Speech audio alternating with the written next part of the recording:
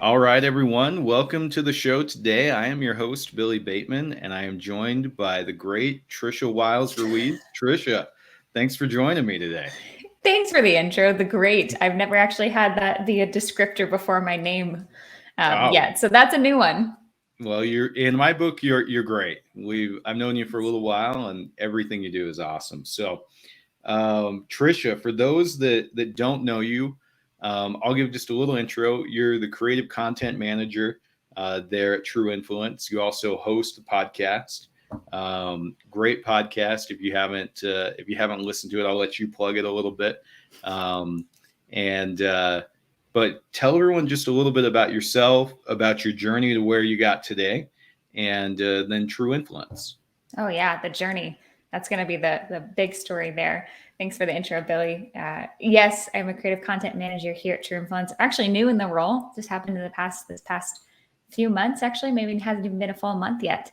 I was able to be brought on to True Influence during the very beginning of March 2020. So put your mind self back in that place where you were when it was going on in the world. And I have a background in acting. I was a performer down here in Orlando, Florida area, working professionally around the area as an actor, whether that be in musical theater, whether that be in straight plays, children's theater. And obviously, the way that the world turns, I could no longer do my job. So the beautiful thing about having that history in storytelling is that is what it is. It's storytelling, right? Getting on stage, learning lines, learning songs, and being Yep. able to connect with an audience. Man, does that align with marketing right now in the B2B space? Oh, yes, I have seen so. It has been so much fun. I get to host conversations on the Accelerating Revenue series. I'm planning season 3 right now. I've had great guests like you, Billy, and others in the industry. Michael Brenner, Tony Uphoff. I've been blessed to be able to walk into an industry coming from something completely different in an acting world, coming into B2B and saying, okay, all right, there's a lot to learn here. And there's so many bright, brilliant minds around what we get to do. And then here at True Influence, I get to have those conversations, right? We at True Influence get to help our customers find their next customer, specifically by using the True Influence Marketing Cloud, whether that's helping use intent data to look at who is interested in what topics, what are your customers searching right now, and how can you market, how can you message, how can you run campaigns against actionable data that lets you have a conversation and message specific to your customers. And in B2B, I'm sure that Billy, we've all seen that we are all a customer in one shape or form. And Yep. there are many buyers in a company with many solutions. It's a whole big conglomeration that has to work together. So that has been quite a joy to be able to look at how do I have conversations with True Influence internally, externally, that get to lead back to all the different kinds of buyers and personas that are out there and make those genuine connections, but that also turn into real movement in our industry. Awesome. Awesome. I love that, like we all come from different backgrounds. Some people, they start off in B2B tech or whatever, and they just stay there. But, I think the people that come in with a different perspective after having had, another career, you could say, really help us innovate and find new ways of doing things. And that's one of the things I really liked about your podcast. I've been a guest, I've listened to several episodes. I always like the conversations that you have. But the question I've got for you is, when you're looking to create content, whether that be a podcast or anything else, how do you find that correlation between this is good, interesting content that also relates to people I want to be my customers? Yeah, that has been the question, right? That's been the great question. So much in general B2B marketing, you can look at what's the initiatives, right? Is it brand awareness? Is Yep. it getting the message across? Is part of your job in marketing supposed to be top, middle, or bottom of the funnel, right? There's many different tactics you can take, and changing the correlation to I just want to have a conversation and want to create content and put something out there, right? We all know that video Yeah. does certain things on certain metrics, platforms, websites, just because it's video. And that's been seen and been proven in the industry right now. But what Yep. about the actual meat of the conversation? So that has been a fun question that I'm now getting to really strategize around. Coming in, I get to I was able to be the scheduler for our previous podcast host, and then transitioned into hosting myself. And the series actually is on video as well, which is my cup of tea. So we get to do video and pod, which is a joy. But really taking from I get to be a part of it to helping more be part of the conversation, and then now I get to strategize about why the conversation is happening has been really cool. So I think, and asking that question of yourself of, okay, is this content supposed to be something that I want to get X amount of views? Because that could mean, is that your customer that's watching, or is it just the industry at whole? Am I trying to get into a market that's not specifically who we sell to or who we communicate with and who can bring value from what True Influence does? Asking those questions can shape the way that you have your conversations and the creative content. So that has been very fun to try and strategize to make sure that, does the conversation that I'm going to have with a guest hold value for True Influence as a brand and what we're doing, how we can be thought leaders, what we've got going on internally with our products and our solutions. But are we talking about that? Or are we talking about the concepts as a whole? Are we talking about data? Are we talking about programmatic display? Are we talking about these aspects of what we do? And then in that conversation, am I looking to my guest as well to unpack, what are you doing in your daily life, in your job, in your role, that leads into the work that you do for your customer? That's been my key kicker that I've learned, is that all of us have a customer at the end of the day. And so we're all going to have a conversation of, I have to solve a problem internally with my team so that externally I can help my customer. And that's been really cool to strategize how to have those conversations to bring value. Yeah, no, I agree. Like, the internal customers sometimes are even harder to serve and get the buy off than your external customers. So let me ask you this. So you've been hosting the podcast for a little while. You guys also did a lot of virtual events this last year. Yes, yes, we did. What have you guys found what have you learned from the podcast, which you were doing before the pandemic, or True Influence was doing before the pandemic, and most of us actually are hosting podcasts like this one, to shifting to virtual events, and what did you learn about getting attention, driving the registration, and even creating the content for your virtual events? If you haven't been to a True Influence virtual event, you guys do an awesome job. The experience is top notch, like really good. But just share some of your insights. So what do you guys learn? Oh man, learning is the key thing right there. Thanks for saying that for the virtual events. That has been such a unique space to walk into. I think that everybody in this, that kind of aligns with what True Influence does and what we see in the industry and marketplace right now. Let me ask you this, Billy. How many emails did you get about virtual events and webinars over the past 6 months? So many, and I sent out even more because we do our own virtual event. So which we got to be a part of, which was so much fun at the ABE Summit. Our VP of Marketing, Terry, got to share some insight about account-based engagement and how that translates with account-based marketing. So thanks for doing that. Plug on your event for right there. But yes, right? Like how many emails, how many notifications, how many pings and dings and messages have all of us gotten, because we have been itching to do events in person, because it's required everybody to make a different choice. And I think the biggest thing that we learned is that the kind of company that you are, what you're built at as, like who your core, what your team is made up of, right? True Influence, all of us are on a team together. If you're going to think that you're something else and deliver something else at a different level, different strategy, different height, it's not going to happen. So that's actually the really cool thing of saying, like, hey, who are we at True Influence? What can we do? How can we have conversations? And so a lot of the people that we came to have speak at the virtual event were either customers, were either industry peers that we had great connections with. Someone in the company had a connection and wanted to have some insight. I mentioned it before, but Tony Uphoff got to come and speak at our last virtual event. And man, brilliant man. Trisha Kushner for data. She's with NTT. I believe. And just hearing the insight that seasoned practitioners, seasoned industry leaders, that was where we got to lean into and say, okay, how can we bring value? How can we bring value to people who would attend our event, right? And we all know too that this is just another channel of taking the message of True Influence to our customers. And so how do we bring value inside that event too?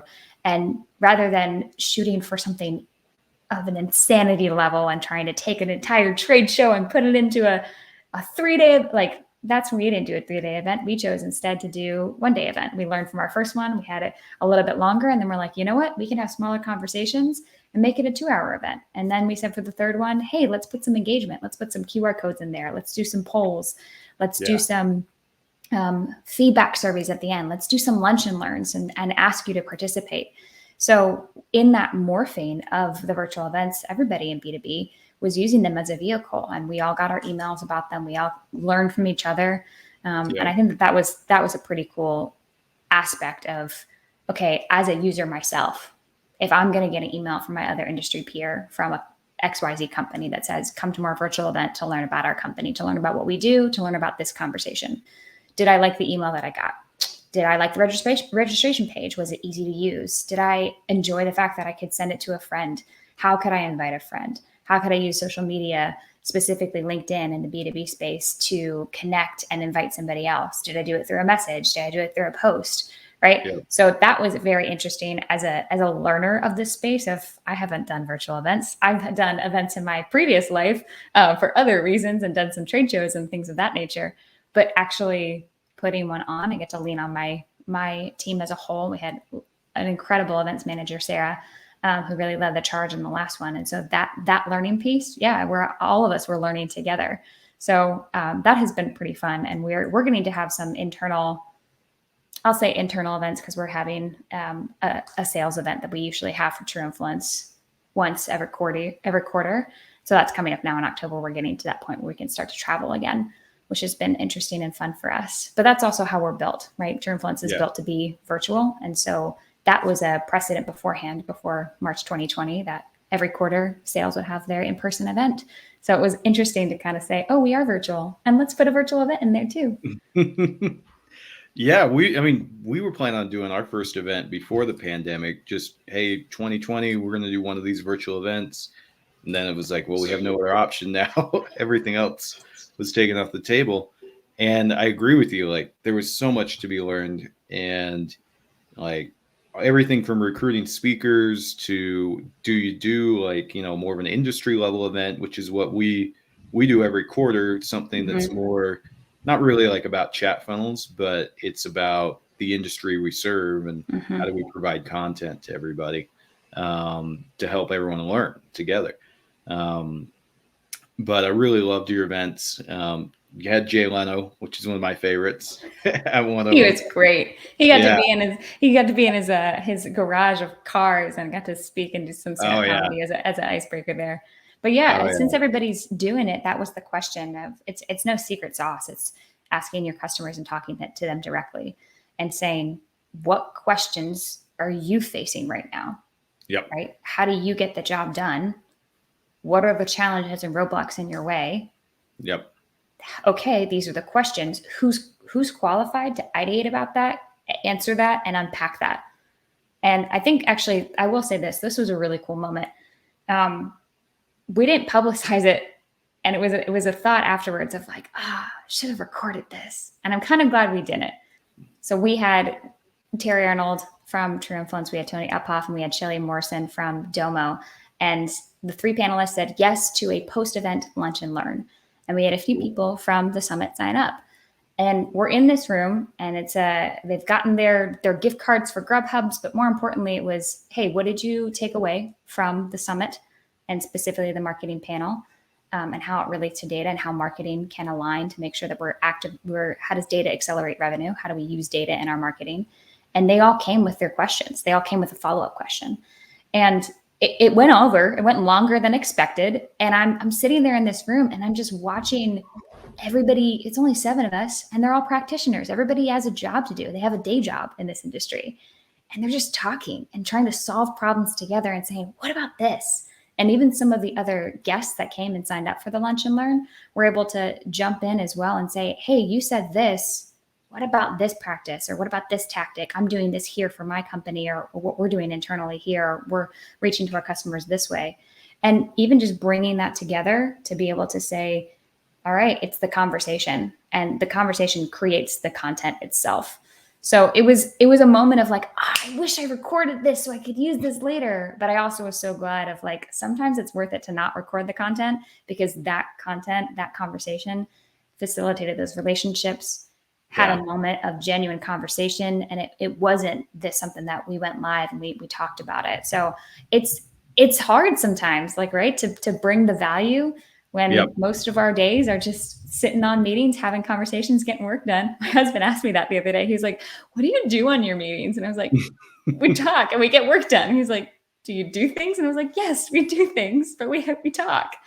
And I think that everybody can relate to that a little bit of like, we all have the work of like, I got to send an email, I got to write some things down, and there's always going to be physical things to produce, whether that's in writing and PowerPoints and research, but also a lot of it is these conversations and ideas that move the train forward and keep the business running. For sure. So let me ask you this. You guys got a lot of different types of content. How do you track the effectiveness of that content? Like what do you guys do to say like, okay, was the podcast, was this episode actually effective for us? Was this virtual event effective for us? What do you guys do? And what metrics are you guys looking at to determine effectiveness? Absolutely. What metrics are we using to determine effectiveness? The question lies more purposely with, okay, you talked about different kinds of content. We know that we've got blogs, we've got white papers, we've got videos, we've got podcasts, right? Each of them are going to have their own specific reason of why are we doing them? Yep. At the level. And in my new role with creative content, understanding that most of the things that I will be helping create, facilitating conversations I'll have with accelerating revenue, it's top of funnel. It's very much awareness. Can that link to something else, right? Can that do its job and be a part of the funnel to make sure that we had a conversation about this, somebody listened, gleaned insight, and says, man, I want to learn more about programmatic display. Great. Here's a blog I can link to you to that talks about it. And then in turn, does its next step. So before you can say, how do you measure and what are the metrics to see if it was effective? What metrics are you measuring by? Do you have a strategy that you can understand of what's the purpose of this kind of content?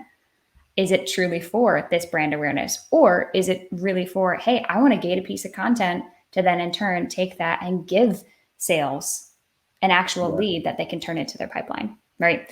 That's actually been a really cool development of watching us change the Accelerating Revenue Series, or ARS, I call it for short, because I say it a lot in my day-to-day life, so I had to come up with a little nickname for it. Watching the strategies of where were we hosting them? Were we hosting it on the website? Do we go to YouTube? Do we go to podcast? How did that change from season 1 to season 2?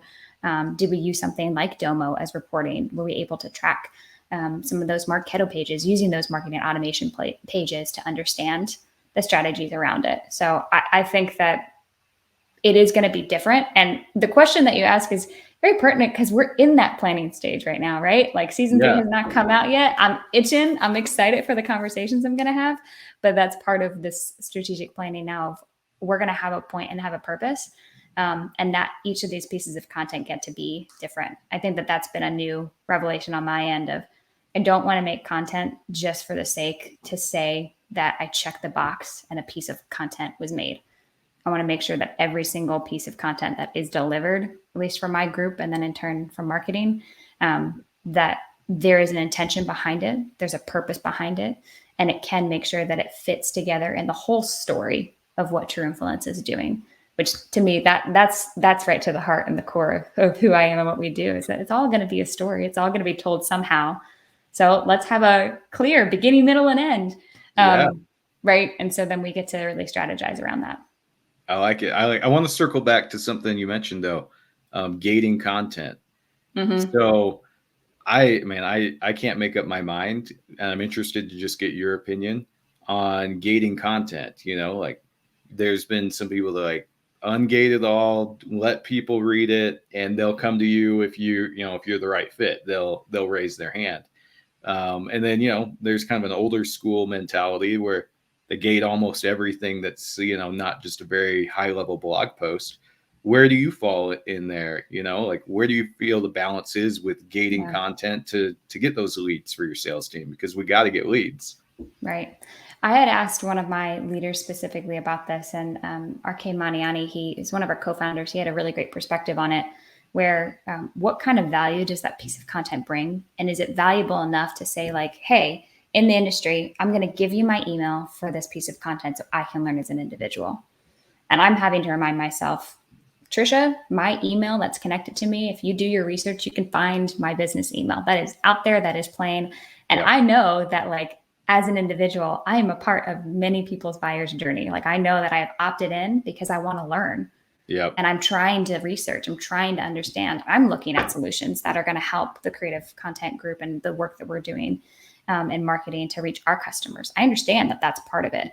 And so I personally feel great to give that email out if I know that I'm like, yes, I want to get the value from what's being given to me. And so I would take an honest look at, okay, how and what kind of content and conversations are you having? Like, I'm also, let's be real, Billy, I'm about a year and a couple of change into this industry. So I don't know if this conversation is so valuable that it deserves an eat, right? Like, that's something that I also want to measure too, and be mindful of, is that it's part of our jobs in marketing, at least, is to make sure that we're creating that awareness, but we're also articulating our uniqueness and our value to our customers and prospects, and knowing that, like, awareness, but also uniqueness and value can come in many different shapes and forms. So I think that it has its time and place. And I think that there are certain researchers, experts, industry leaders who have the background, who have the knowledge, who's done the work, right? It reminds me of, I've seen the images before where it's like cutting the wire, $1, knowing which wire to cut, $1,000, right? The invoice that you get, because it's that research behind it. It's what is the company bringing, who is producing this piece of content, and what is that bringing forward? And so understanding and being honest with the content that you're making, and being strategic about where your intention is. And if you want to get more gated content because you want to be able to do that and partner with sales in that regard, and that's your company strategy because of your size, what your revenue is, what your team can do, then you can get very strategic on that. Or if you're now in a place where I want to talk about it from the rooftops, and we have the ability to do that because we got something else going on in the background that is doing the campaigns in a different way, that we're partnering with other pieces of the marketing team to work together and feather all of our initiatives together to make one successful story.